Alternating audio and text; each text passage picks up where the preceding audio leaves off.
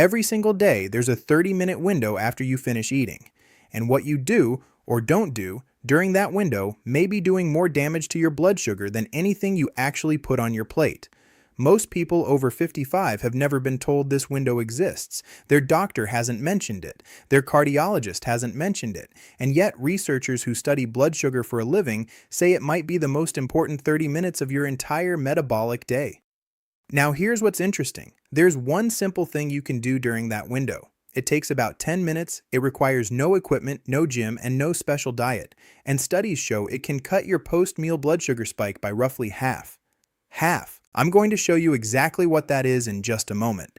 But first, I need to explain why this window matters so much, especially after the age of 55, because once you understand the biology, you'll never think about that after-dinner couch time the same way again. Before we get into it, if you're the kind of person who wants health information that's practical, honest, and actually fits your life at this stage, hit subscribe. I'm Dr. Grayson. I've spent 22 years in clinical practice, and this channel exists for one reason: to give people over 55 the kind of straight talk that often gets skipped in a 10-minute doctor's appointment. Now, let's talk about what's actually happening inside your body after you eat. To understand why this 10-minute habit matters so much, you need to understand one thing first, and I promise, this is simpler than it sounds. When you eat bread, rice, potatoes, pasta, fruit, anything with carbohydrates, your digestive system breaks it all down into glucose. That's sugar in its most basic form, and glucose is not the enemy. I want to be clear about that right now. Glucose is fuel. Your muscles run on it, your liver stores it, and your brain, this is the critical part, your brain depends on glucose almost completely. You cut off the brain's glucose supply for even a few minutes, and your thinking gets slow, your mood drops, and your body goes into a low-grade panic. So glucose arriving in your bloodstream after a meal, that's completely normal. That's supposed to happen. The question is what happens next. Imagine your body as a busy train station. After a meal, glucose is the passengers, hundreds of them, arriving all at once on the same platform. If the station is running smoothly, trains come, passengers board, everything moves efficiently. But if the trains are slow, or there aren't enough of them, or the platforms are already full, the passengers pile up, they spill out into the corridors, they go where they're not supposed to go. That pile up in your bloodstream, that's a blood sugar spike. And after 55, the trains, your body's glucose disposal system, run a little slower than they used to. Here's the part that surprises most people. The size of the spike isn't just about what you ate, it's about what your body does with the glucose in the minutes after it arrives. Think of it like a kitchen sink. A slow trickle of water, no problem at all. The drain handles it easily, but tip a full pot in all at once and the water backs up, overflows the basin, and goes places you really don't want it. That's almost exactly what happens during a blood sugar spike. Too much glucose, arriving too fast, with nowhere efficient to go. And here's what makes this specifically important if you're in your 50s, 60s, or 70s. The drain, your body's glucose disposal system, gets slower with every decade. Not because you've done anything wrong, simply because of how the body changes over time. And we're going to talk about exactly why that happens in just a few minutes. So what does your body do when glucose floods in after a meal? It calls in help. Your bloodstream sends an urgent message to a small organ tucked behind your stomach, the pancreas, and the pancreas releases a hormone called insulin. Now, insulin is like a delivery driver. Its job is to pick up glucose packages from the bloodstream and deliver them to the cells that need fuel. Your muscles, your liver, your organs. Under normal conditions, this works beautifully. Glucose comes in, insulin delivers it, blood sugar returns to a steady level. Done. But here's where it gets complicated. If your muscles aren't doing much, and if your liver is already topped up from the last meal, there's only one place left for the overflow to go: fat cells. And once glucose gets converted and locked away in fat storage, it is very, very hard to get it back out. Meanwhile, your pancreas has released a large wave of insulin to handle the surge. And insulin is powerful. It works fast. Sometimes it works too well, pushing blood sugar down lower than where it started before you ate. That drop. That fast, steep drop. That's what comes next. You know that feeling about an hour after lunch? The heavy eyelids, the foggy head, the feeling where someone could be talking directly to you and you're nodding along but nothing is actually going in. Maybe you reach for a biscuit, a handful of chocolate, something sweet, and you're not even sure why, because you just ate a full meal an hour ago. You've probably told yourself it's just age, that this is what the afternoon feels like now, that your energy just isn't what it used to be. I need to stop you right there, because that is not aging. That is a blood sugar crash. And it follows a completely predictable chemical sequence that has nothing, not one thing, to do with your discipline, your willpower, or how well you're taking care of yourself. Here's what's actually happening. Your blood sugar spiked after the meal, your pancreas overcorrected, and now your glucose has dropped faster than your brain is comfortable with. Your brain, which runs almost entirely on glucose, panics. It hits an alarm. It slows down everything non-essential to protect its fuel supply. And it sends out one very urgent signal. Get me sugar. Now. That's the craving. That's the fog. That's the 2 p.m. wall. It's not weakness. It's chemistry.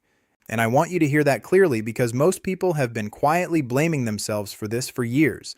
Let me tell you about Shirley. She's 67, retired school administrator, sharp, organized, loves her crossword in the morning. Before noon, she's unstoppable. But every afternoon, after lunch, something happens. Her head goes thick. She can't follow the clues. She finds herself rereading the same sentence 4 times. And around 2:30, almost like clockwork, she reaches for the small dish of hard candies on her side table, not because she's hungry, but because something in her body is quietly screaming for it. She mentioned it to her doctor once. He said, "It's pretty normal at your age. Try to get more sleep." So she accepted it, adjusted her expectations, told herself this was just what afternoons felt like now. But here's what was actually happening to Shirley every single day. She was riding a blood sugar roller coaster. Lunch sent her glucose up fast. Insulin overcorrected. Glucose dropped. Her brain panicked and demanded the candy. The candy pushed it back up. Then it dropped again. And by 5 p.m. she was exhausted. Not from anything she'd done, but from a biochemical cycle nobody had ever explained to her. If Shirley's afternoon sounds like yours, you're not alone. And you're not broken. You just haven't been given the right information yet. If that pattern sounds like your life, hit the like button right now. It helps other people over 60, people living with this exact same thing, find this video. That one tap makes a real difference.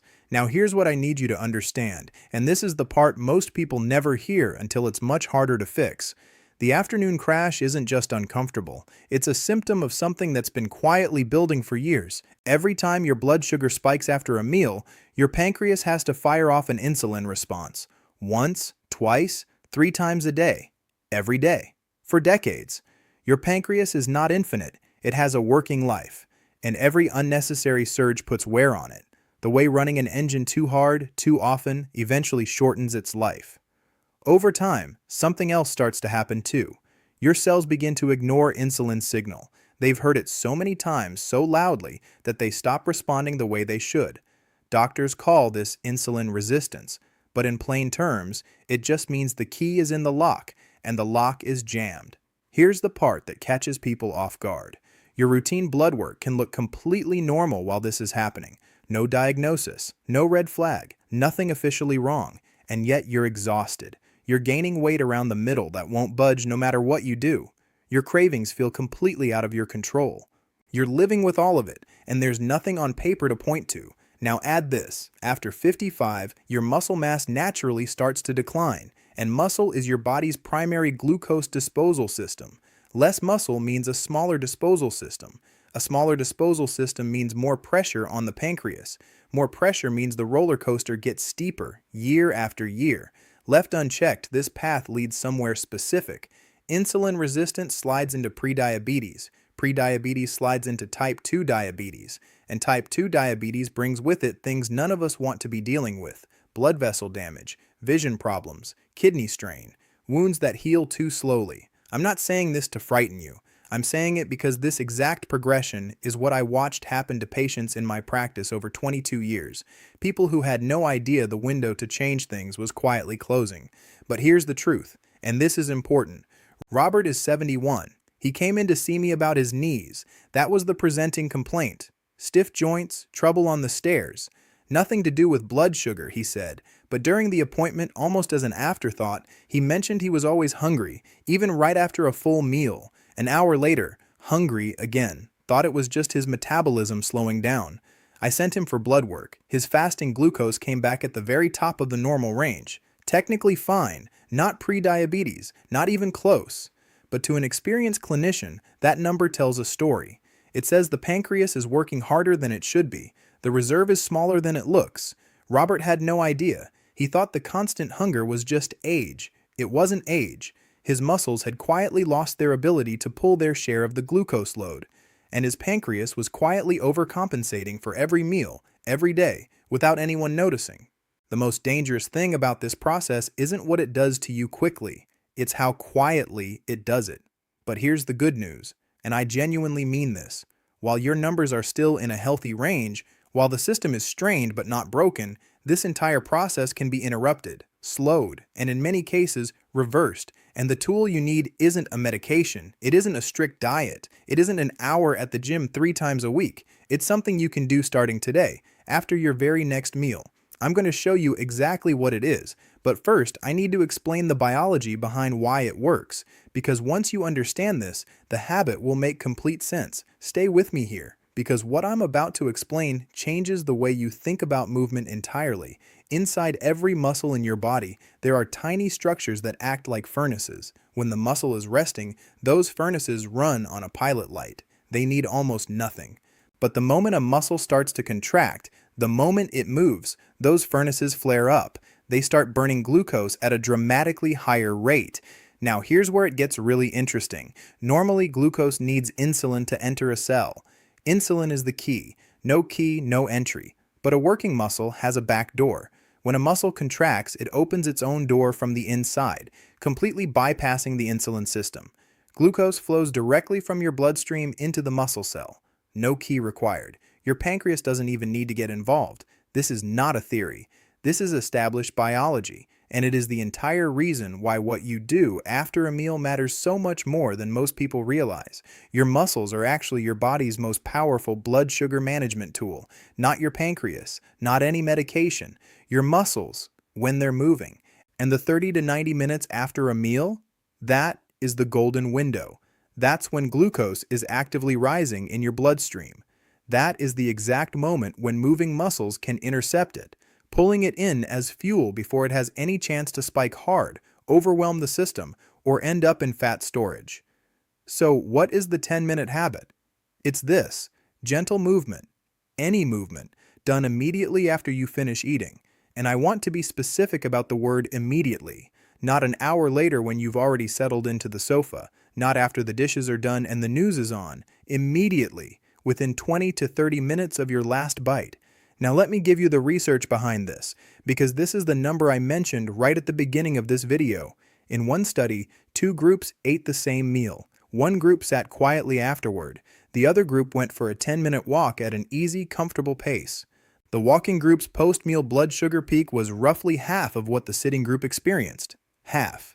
Not from an hour of cardio, not from a strict low-carb diet, from 10 minutes of easy walking after a meal.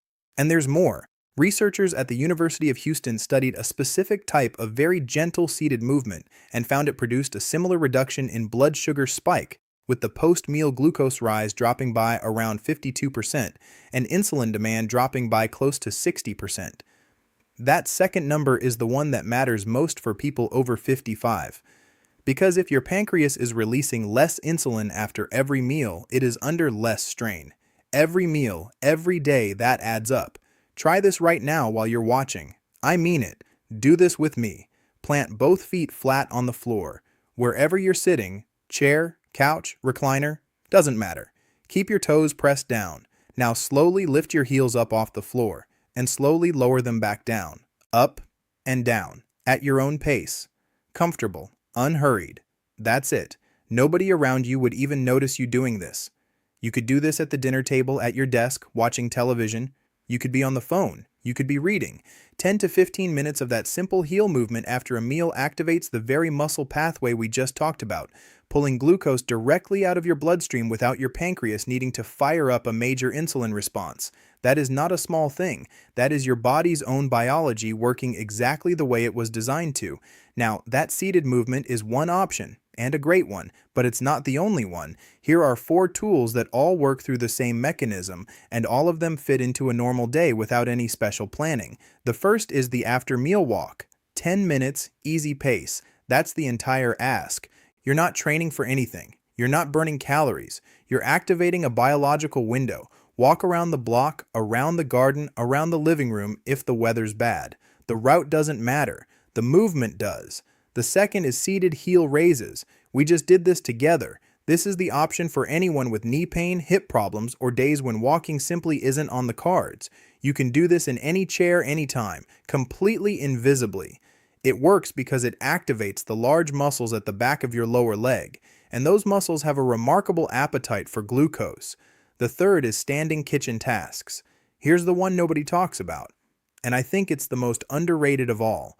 Washing the dishes by hand, wiping down the counters, putting things away. If you do these tasks right after eating, while your blood sugar is still rising, your body is standing, moving, using its muscles, and disposing of glucose. Most people already do the washing up. The only change is timing. Do it now, while the glucose window is open, not an hour later. The fourth is gentle seated movement for limited mobility. For anyone with significant mobility challenges, seated leg lifts, foot circles, gentle marching in place while sitting, even small contractions of the large leg muscles activate the backdoor glucose pathway. This option ensures nobody watching is excluded. Whatever your body allows, it counts. Here's what I love about these 4 options. You don't need to reorganize your life around any of them. You don't need to wake up earlier, change your diet, or buy a single thing. You just stop sitting completely still for 10 minutes after you eat. Or if you really want to sit and move your heels. That's the whole habit.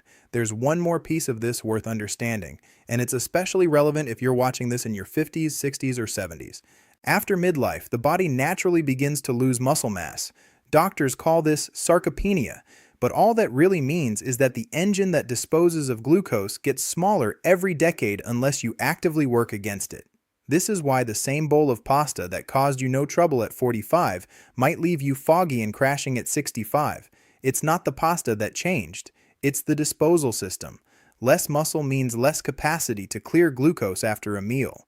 Less capacity means more pressure on the pancreas. More pressure means the roller coaster gets steeper, year after year, quietly, until one day your doctor mentions your blood sugar numbers are creeping up a little.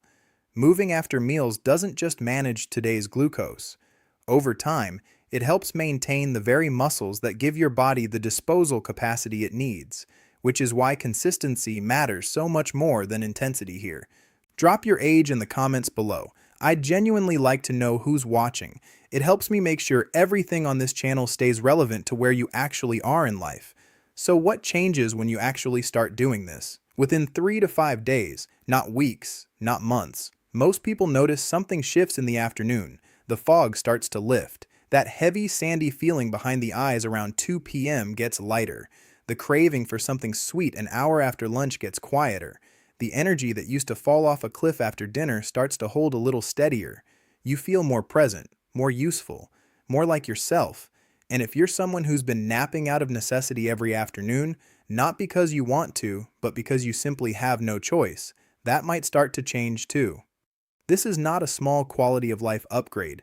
For a lot of people over 55, getting their afternoons back changes everything. But here's the bigger picture, and I want you to sit with this for a moment. Every single time your muscles step in after a meal and handle that glucose directly, your pancreas gets a break. One break might not seem like much, but 3 meals a day, 7 days a week, year after year, those breaks accumulate into something that matters enormously. That's the difference between arriving at 75 still metabolically sharp, still energetic, still in control of your health, and slowly drifting toward insulin resistance, prediabetes, and all the complications that follow. People who are currently 55 to 65 are sitting in the most valuable intervention window that exists. Your numbers are likely still in range. Your trajectory is still changeable. The simplest, most evidence-backed thing you can do to protect that window costs you nothing except 10 minutes after a meal. So here's what I'd actually like you to do, starting today. Pick one meal, just one. The meal after which you usually feel the worst, the heaviest, the foggiest, the most likely to reach for something sweet. Start there. Within 20 to 30 minutes of finishing that meal, Do any one of the four things we talked about? Walk, heel raises, washing up, or gentle seated movement. 10 minutes. That's the entire commitment for today. Then notice how you feel in the 90 minutes that follow. Compare it to your usual afternoon. Just observe. At your next doctor's appointment, ask for two numbers, your fasting glucose and your HbA1c.